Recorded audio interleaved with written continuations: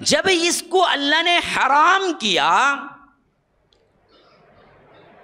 اس کی حرمت کے اعتبار سے سنگین ترین معاملہ جو کیا گیا وہ کیا تھا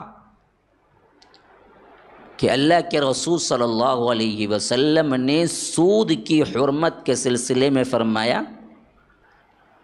اس کے 70 درجے کیے جائیں، تو آخری درجے کا جو گناہ ہے وہ اپنی ماں سے زنا کرنے کے برابر ہے۔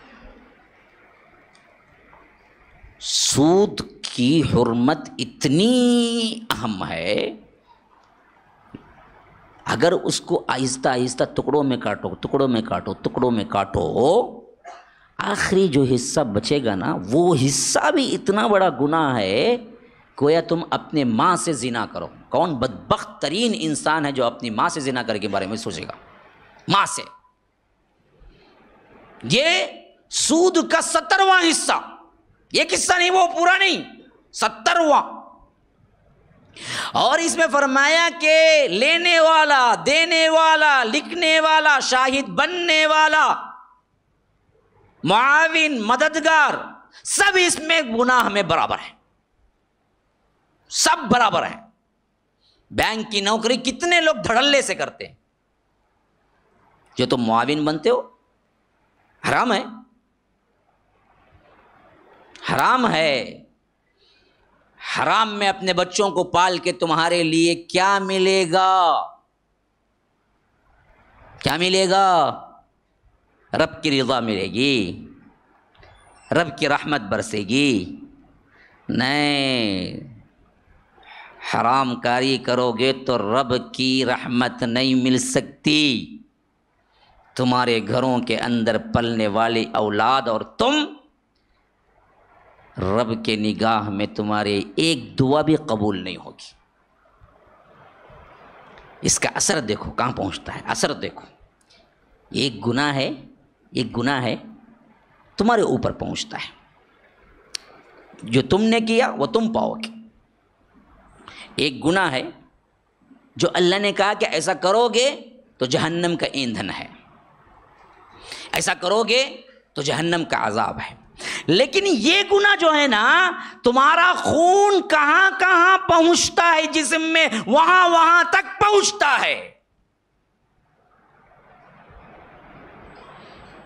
اسی لیے اللہ کے رسول صلی اللہ علیہ وسلم نے فرمایا کہ سود سے بنا ہوا جسم جنت کے لائق ہی نہیں ہے، وہ جہنم ہی کا مستحق ہے، بنا ہوا ہے۔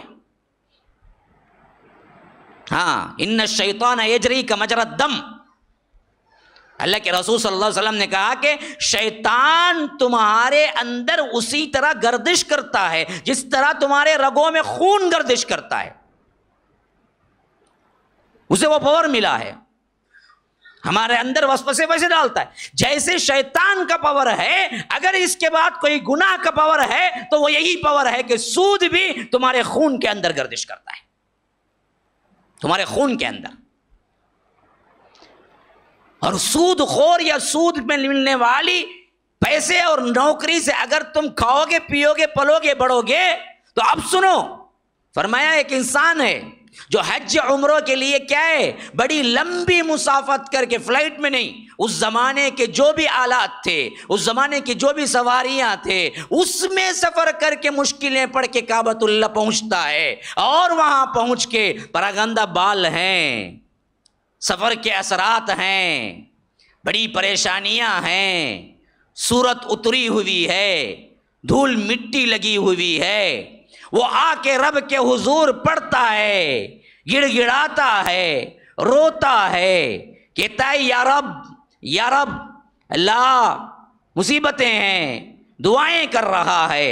اللہ کے رسول کہتے ہیں فَأَكَلَهُ حرام وَمَلْبَسَهُ حرام وَغُذِّيَ بِالْحَرام فَأَنَّا يُسْتَجَابُ لَهُ، اس کا کھانا حرام ہے، اس کا پینا حرام ہے، اس کا جو رگ رگ گوشت چڑھا ہے، جسم بنا ہے، وہ حرام کا ہے، تو اللہ اس کی دعا کو کیسے قبول کرے گا؟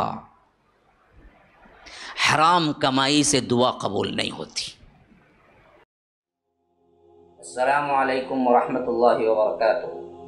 ناظرین کرام، مرکز السلام کے اس چینل کو ابھی تک جنہوں نے سبسکرائب نہیں کیا ہے، برائے مہربانی سبسکرائب کریں، اور ہر دن کی اپڈیٹ کے لیے آپ بیل بٹن دبا کر ہمارے ساتھ تعاون فرمائیں۔ جزاکم اللہ خیرا۔